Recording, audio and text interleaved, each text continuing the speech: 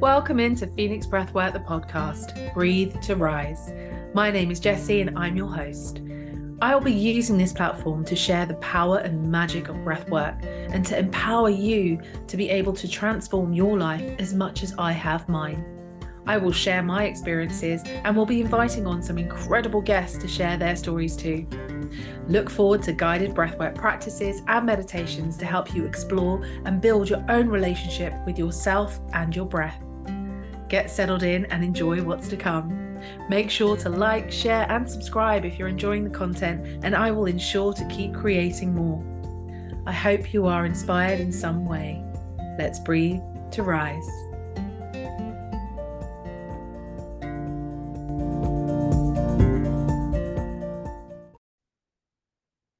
Hello and welcome into the next episode of Phoenix Breathwork, the podcast, Breathe to Rise.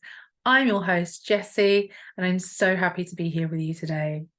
So it's been an incredible week, and I would love to share with you some of my learnings from this week and some of the things that have come up for me and my clients. And hopefully this is going to help you in some way and you can take something from this. I also want to take a moment just to say thank you so much for all of the love and the feedback that I have received from my first few episodes of this podcast. It was quite nerve-wracking putting it out because, I'm making myself quite vulnerable in some sense, sharing my story in the way that I have and starting to expand on that, which I will do in depth across the podcast episodes to come. But when I put it out, I was like, oh, is this the right thing to do? Should I be doing this? And it's like I needed some kind of sign or confirmation, and it came through instantly and in abundance. So literally the morning after I put the podcast out, I had an email from a client saying, thank you so much. This is exactly what I needed. Your voice is great, and I'm so pleased you're doing this. I was like, whoa, okay, thank you for that. And since then, the messages I have had from all of you has been beautiful. So I want to just thank you for that. It's really helped inspire me to continue with this. So just wanted to take a moment to acknowledge that. And let's get into today. So I think the main thing that's come up for me this week and my clients as well is self-care, which I feel like is a constant theme for me. Self-care, putting yourself first. But included in that this week, it's a bit of boundaries and being able to say no and understanding the power of no. And when I say no, I just mean no. Like no is a complete sentence. Sometimes when we say no to someone or something, we feel like we have to justify it. So no, because, but, or no, thank you, but still, We try and explain it away, which is lovely, but we don't necessarily need to do that.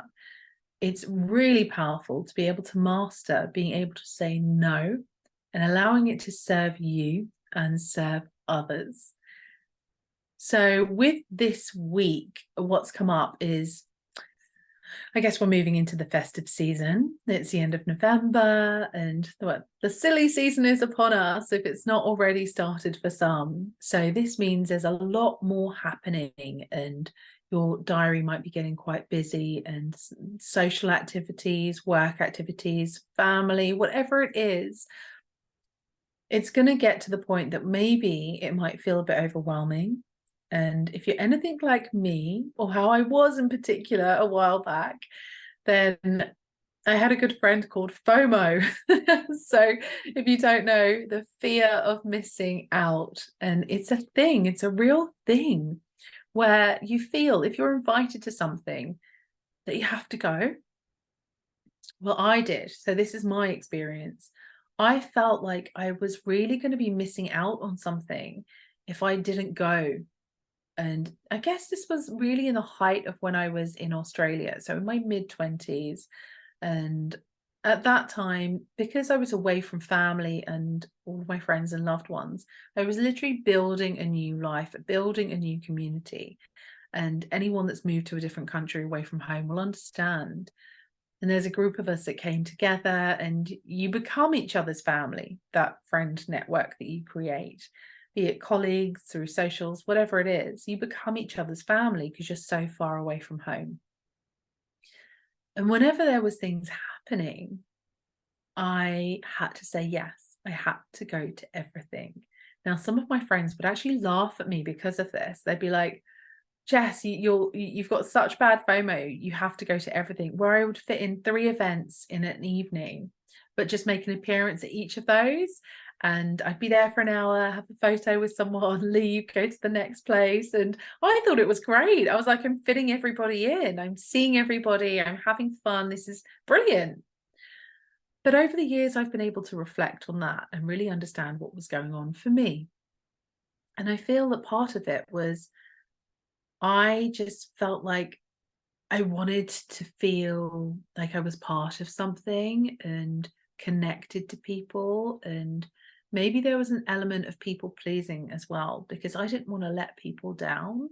And I thought, well, they've invited me. That's really nice. I should go. I should make an appearance. And like, I always wanted to as well, but I feel like a need in me to be, okay, I have to try and make friends. I have to try and do this. I have to try and keep everyone happy. And there was an element of it where I think I was searching for connection. And in searching for that connection, I would just be saying yes to everything, which was, like I said, great at the time, but wasn't really satisfying me because I was still searching for something. I was still looking for that connection. And it's only since I found breath work, which you'll have heard about, that I realized I was looking for that connection with self, but I did not know that at the time. So, I mean, that was quite a deep meaning for me when I talk about having had FOMO. It's like I was looking for that connection and wanting to be liked and have a community and build something. But it wasn't healthy for me because I was stretching myself. Like, if I look back, how present was I at each of those events that I was trying to go to? If I had 3 events in an evening, I'd be getting to one, pop in for an hour, okay, checking the time, gotta go, get to the next event before it's too late, gotta go, get to the next event where I'm then spend the evening, the rest of the night. But I've missed good parts or good chunks of each of those events. And hopefully the hosts weren't offended that I was just popping in and popping out. I never really asked, but I always ended up at the place that I wanted to spend the rest of my night. And I realized that actually that didn't serve anyone either, because what's the point of being there if I'm not even really present? And that's what your gift is. Your presence is your power, my darling. Your presence is your power. So for me, flitting around, attending all of these events, thinking, great, I've managed to see everybody, I've managed to fit everyone in. It wasn't actually that great if I wasn't giving them my time and energy, like, fully. So that's another point that I've reflected on when I look at it, because I heard someone say a while back that instead of having FOMO, they've now got JOMO, which is the joy of missing out. And they're like, actually, I have no interest in going to everything anymore, because I want to pick and choose where I want to be, who gets my energy, and what energy am I getting from that event or that invitation. And that was really something that struck me, because I think as I've got older, and you tell me if this is something you can relate to as well, I have realized more and more as I've got to know myself better, what I actually like doing, who I like spending time with, and what is no longer serving me. And this has been a huge gift, because now I don't need to worry about attending every event and what will people think of me if I don't go? Will I offend someone, or, all of that? Or will I be missing out on something? Because I feel so comfortable in myself and what makes me happy, and the people I'm connected to, my loved ones, and what's important to them. And I can make a really informed choice and not worry about upsetting anyone else, because I've learned that actually pushing myself so much to please other people is detrimental to me, because if I try to attend every event, if I was to do that now, 3 events in a night, whatever it was, I would be exhausted. I would be exhausted. And it's like I know I would end up feeling drained and need to rest, and it would impact another day out of my maybe weekend. So it's like, actually, I don't need to do that now because it doesn't serve me. What's going to serve me is to choose the one event that I can go to, that I want to go to, and stick to that. And I had a beautiful reminder this weekend, not this weekend, this week, for this weekend, where I have a couple of events that I've been invited to that are clashing. And it's interesting to observe. I immediately slip back into that same pattern. How can I make it work where I can do both? Because I'd love to do both. And I had to work through it in my mind to what the reason was I was trying to make it all work.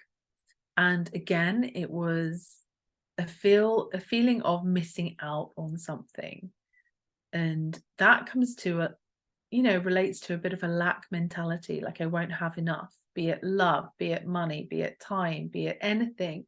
It's that lack mentality. It's like I don't have to have it all. And when I worked through that for myself, I realized, okay, what's going to make me happiest is sticking to my original plan and not trying to fit the other thing in. When I made that decision, I instantly felt my system calm down, because I didn't realize I'd worked myself up into a bit of a state. Well, just overthinking, trying to please everyone again. And I knew that it was stressing me out. And if I had tried to go ahead and fit everything in on that day, it would have stressed me out on the day as well. And then I potentially would have upset some of the other people from my original plans if I was late. So I was able to say thank you for the other invitation, but no, I cannot attend. And that was so gratefully understood and received, because actually it wasn't that much notice that I'd had, and they understood. So that space was held and decision made, peace again. And actually a little bit of JOMO, joy of missing out.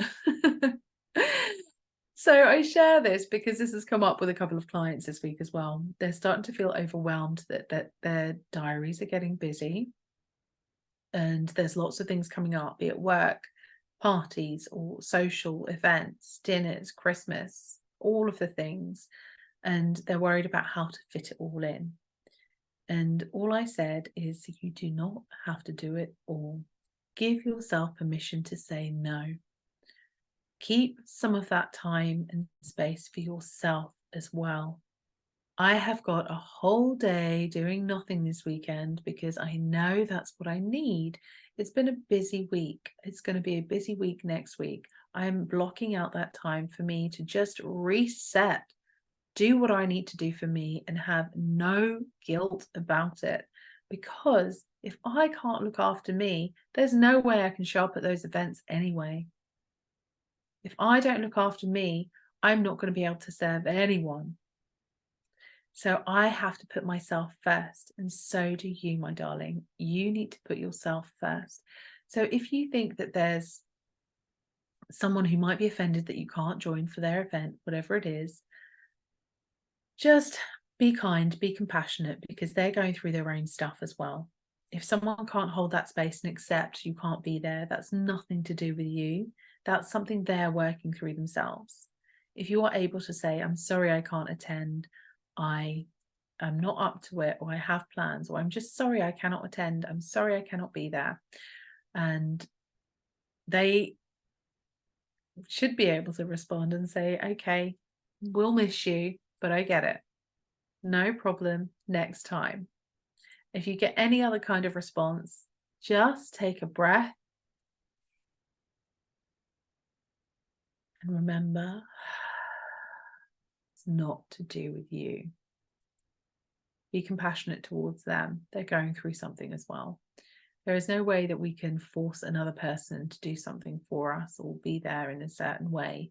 We each have to look after ourselves. So this is just your reminder, my love, it's okay to put yourself first, and self-care is important. It's okay to say no. There is power in your no. Let me know if any of this resonates. Let me know your experiences of FOMO or JOMO, or if you don't relate to that at all as well.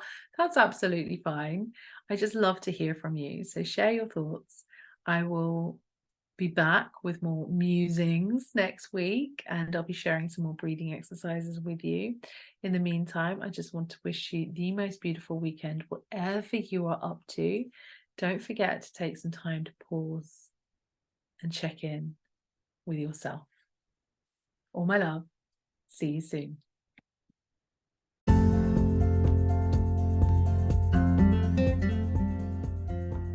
Thank you for listening today. If anything resonated, then let us know below. And if you've enjoyed what you've heard, then please remember to like, share, and subscribe so we can keep reaching more people to spread the endless benefits and transformations we can experience through breathwork. I'll see you in the next episode.